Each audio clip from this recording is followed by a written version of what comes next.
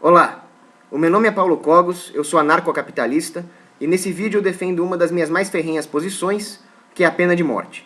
O anarcocapitalismo é a ausência de Estado. O Estado é o monopólio coercitivo da força e das leis. Mas como a justiça e a defesa são bens escassos, eles são melhores providos num sistema de livre mercado e não no monopólio coercitivo socialista que é o Estado. Portanto, eles seriam melhores providos pela iniciativa privada. A pena de morte pode ser melhor entendida tendo em vista o conceito de direitos naturais, que são três: vida, liberdade e propriedade. Por que esses três e por que só esses três? Porque eles impõem a todas as outras pessoas uma obrigação negativa, que é a de respeitar esses direitos, não violá-los.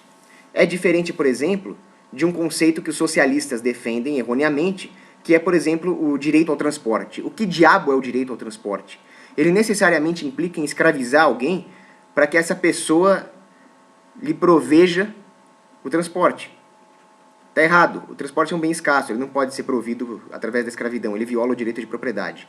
Para entender melhor o conceito de direitos naturais, eu recomendo a leitura de dois autores ateus, que é o Molyneux e o Murray Rothbard. No Instituto Mises, o Molyneux deriva os direitos naturais a partir de premissas irrefutáveis e através da metodologia da lógica. No meu caso, eu sou um justnaturalista clássico, religioso. Eu entendo que os direitos naturais vêm de cima. Para isso, eu recomendo São Tomás de Aquino. Todas as leis privadas, numa sociedade anarcocapitalista, devem respeitar os direitos naturais. Caso contrário, elas são criminosas. E não haveria diferença entre uma lei privada criminosa e uma lei estatal positivada. E é justamente por isso que eu sou contra o Estado. A defesa da pena de morte, ela é sustentada por dois pilares. Esses dois pilares são éticos e morais. Eles nada têm a ver com argumentos utilitaristas. A pena de morte é cara, a pena de morte é barata, ela reduz o crime, ela não reduz o crime, isso é irrelevante. Os dois pilares são os seguintes. O primeiro é a lógica do direito. A existência do direito implica necessariamente um dever. Caso contrário, não existiria o direito. O dever implica em punição no caso de violação desse direito. Caso contrário, não existiria o dever e, logicamente, não existiria o direito.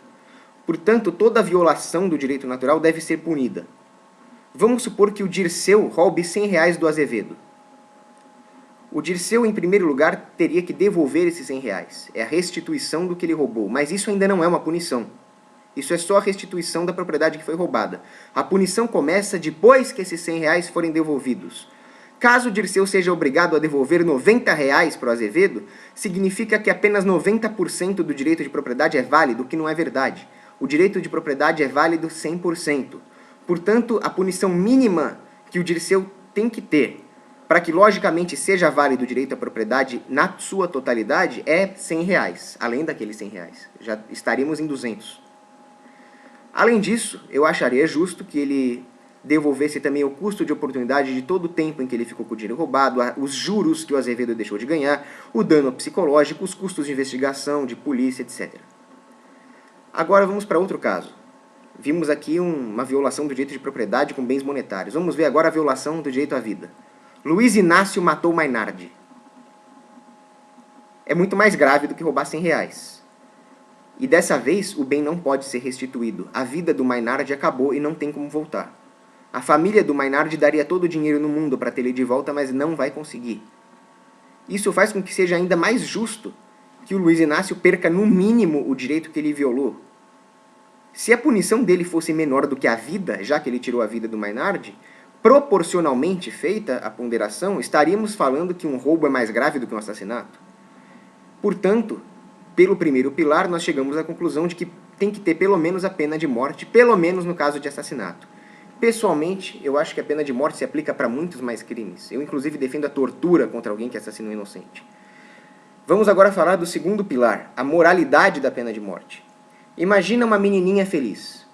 Não fez mal a ninguém, totalmente inocente, e ela foi morta por um facínora. O que fazer com o facínora?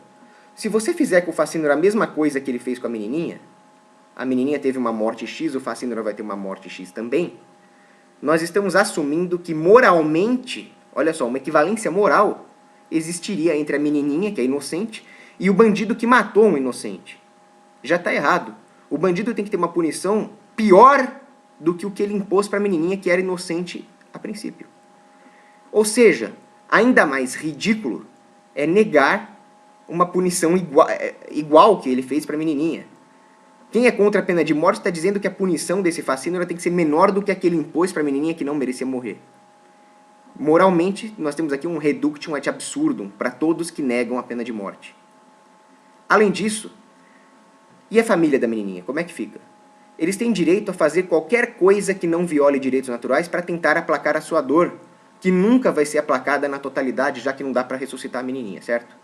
Ou seja, eles podem, por exemplo, desferir golpes de picaretas contra uma rocha para fazer uma estátua da menininha, já que a rocha não tem direitos naturais. Ou contratar psicólogos, voluntariamente, já que o psicólogo tem direitos naturais, ele tem que ser contratado voluntariamente. Ou fazer qualquer coisa com o corpo do Facínora, inclusive torturar, já que o Facínora, ao matar a menininha, perdeu o seu direito à vida. Ele não tem mais direito ao próprio corpo. E esses são os dois pilares lógicos e morais da pena de morte. Agora, é claro que vai ter alguém que vai usar argumentos utilitaristas para tentar me refutar. Agora vamos para a terceira parte do vídeo. Alguns vão dizer que a pena de morte não coíbe o crime. Em primeiro lugar, que ela coíbe sim. Existem estudos que dizem que um bandido executado salva a vida de 18 inocentes. Mas mesmo que ela não coibisse, ela também não ajuda nem um pouco a reduzir o uso de agrotóxicos em plantações de couve. Da mesma forma, viagens aéreas não ajudam a combater o mosquito da dengue, mas so what? E daí? Isso é irrelevante. Outros vão dizer, a pena de morte não traz a vítima de volta. So what again? Isso é mais um motivo para matar o bandido, já que ele não vai conseguir nunca restituir o crime, diferente do Dirceu lá, que conseguiu devolver R$500 lá para o Azevedo. Terceiro argumento, esse é o que mais me irrita. O bandido tem que ser recuperado. Como assim o bandido tem que ser recuperado? Quem tem que ser recuperado é o cara que tomou um tiro e ficou paraplégico. Quem tem que ser recuperado é o náufrago que ficou anos numa ilha e desaprendeu a língua. Ser recuperado é um prêmio. O bandido é punição, não é prêmio. Agora, tem um argumento que realmente é um argumento respeitável, que é o fato de a pena de morte poder ser aplicada injustamente contra o inocente. É um argumento de respeito. Mas isso cai numa coisa que eu chamo de guilhotina de Cogos. É uma coisa meio análoga à guilhotina humeana, que diz que você não pode derivar uma conclusão de deve ser a partir de uma premissa do tipo é. A guilhotina de Cogos, que é uma brincadeira com o Hume, você não pode derivar uma conclusão ética a partir de premissas técnicas. Uma dificuldade técnica não tira a validade ética de alguma coisa. Por exemplo, o fato de aviões poderem cair e matar inocentes que estão no solo e nada tinham a ver com aquela viagem aérea, não invalida eticamente a viagem de avião. Ela apenas impõe que certas regras sejam seguidas para que a viagem seja o mais seguro possível. Imagina que você tem lá um depósito de botijões de gás. Se o seu depósito de botijão de gás não segue nenhuma norma de segurança, ele é uma ameaça intrínseca a todos os vizinhos. Aí sim, você está violando um preceito ético. Você não pode ameaçar ninguém, intrinsecamente ou não. Isso faz com que medidas de segurança sejam adotadas para seus botijões de gás, e aí finalmente você pode ter a sua fábrica, o seu depósito de botijão de gás sem problemas. Um médico que não é formado em medicina, que não sabe nada, e vai fazer uma neurocirurgia e acaba matando o paciente, ele deve ser duramente punido pelo charlatanismo que resultou na morte do paciente. Isso é um problema técnico que impõe que algumas restrições técnicas sejam feitas para que não haja uma violação ética, mas de forma nenhuma refuta eticamente uma atividade per se. Portanto, o fato de a pena de morte poder incorrer em erros judiciais que acabem na execução de inocente, de forma alguma invalida a pena de morte eticamente. Vocês não chegam nem a arranhar aqueles meus dois primeiros pilares. Porém, assim como um médico deve ter uma formação para fazer uma cirurgia, a pena de morte deve ser imposta se houver um alto grau de certeza da culpa, se houver o devido processo da lei, se houver um julgamento justo. Essas são as restrições impostas pela natureza técnica da pena de morte. Tendo refutado, então, toda essa parte técnica, nós vamos para a parte 5.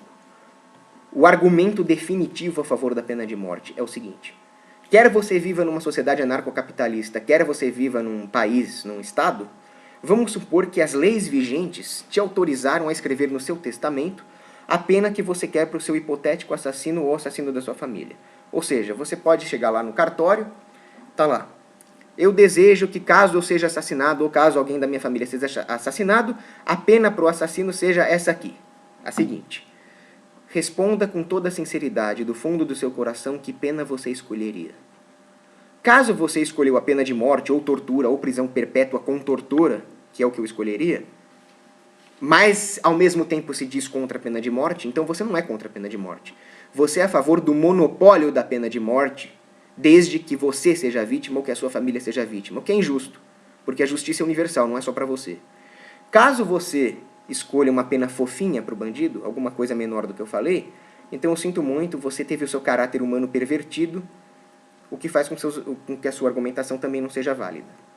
Agora, para concluir o vídeo, na última parte, é uma parte um pouco mais longa, eu vou refutar os anarcocapitalistas que são contra a pena de morte dentro de uma especulação de como seria o sistema judiciário no anarcocapitalismo. Eu digo especulação porque o mercado é imprevisível, ele se baseia em probabilidades. Eu acho que vai ter cueca e tomate no anarcocapitalismo. Pode ser que não tenha, é ridiculamente improvável, mas eu acho que vai ter. Para vocês entenderem melhor o sistema de leis privadas no anarcocapitalismo, eu recomendo as seguintes fontes. Hans Hermann Hoppe, tem o vídeo dele no Instituto Mises. Eu recomendo os artigos do Stephen Kinsella sobre o assunto e o livro da Linda e Morris Tannehill. Não leiam Friedman. David Friedman, ele está errado metodologicamente.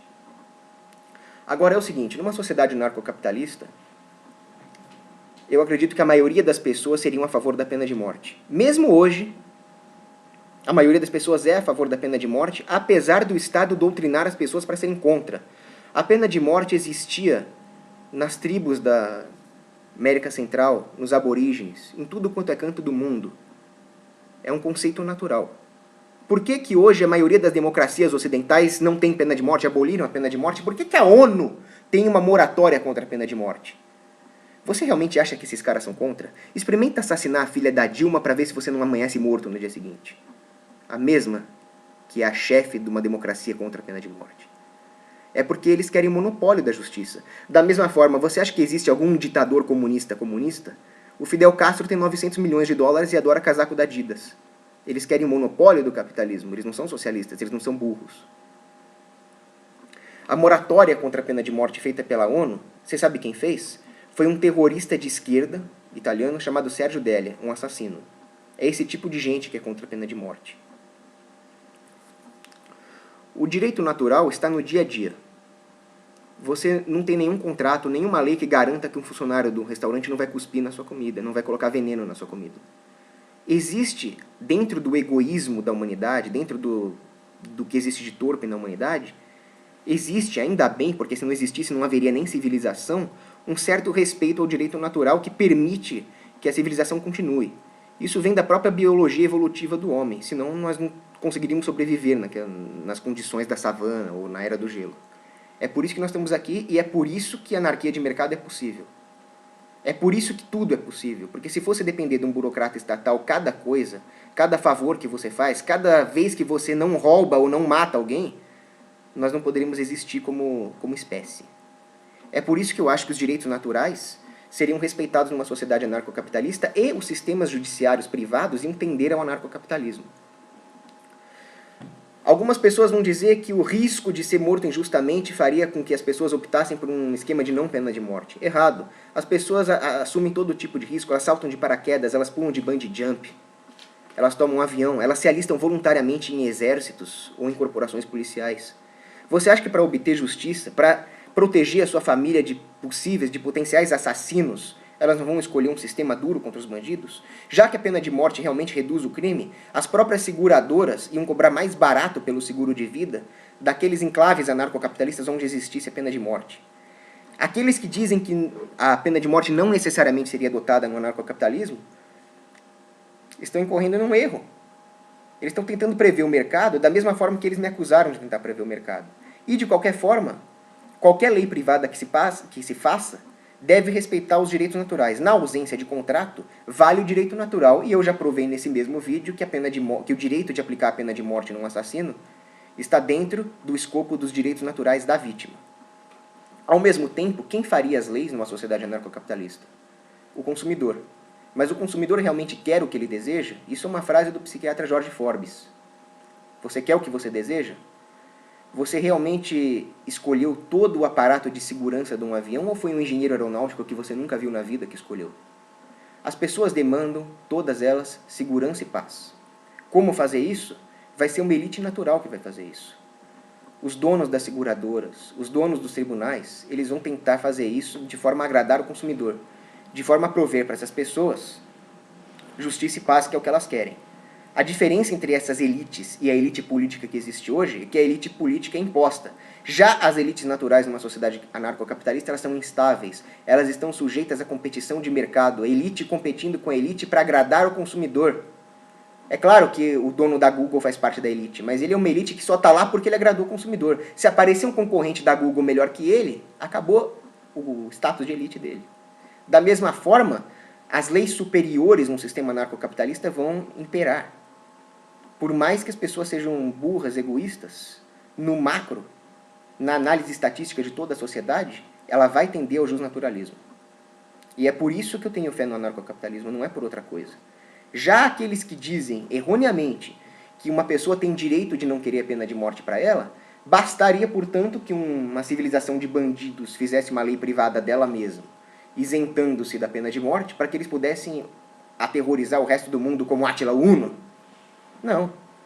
Você também não pode querer ter uma agência privada de justiça que garanta o seu direito de estuprar sem ser punido. E a pena de morte, como eu já provei, faz parte do direito natural. Uma agência que fizesse uma coisa dessa seria uma agência criminosa.